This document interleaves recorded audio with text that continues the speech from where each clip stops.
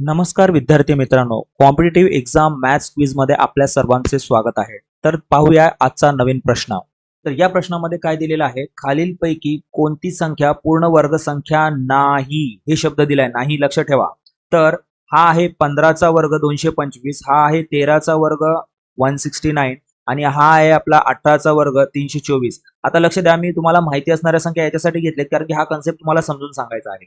तर आपल्याला लक्षात असलं पाहिजे की पूर्ण वर्गसंख्येच्या शेवटी 2, 3, 7, 8 हे अंक कधीच येत नाही.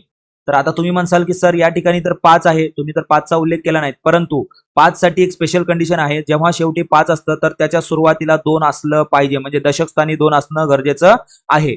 पण बाकीच्या सगळ्या पूर्ण वर्गसंख्या असतात. तर या ठिकाणी आपलं उत्तर आहे 315.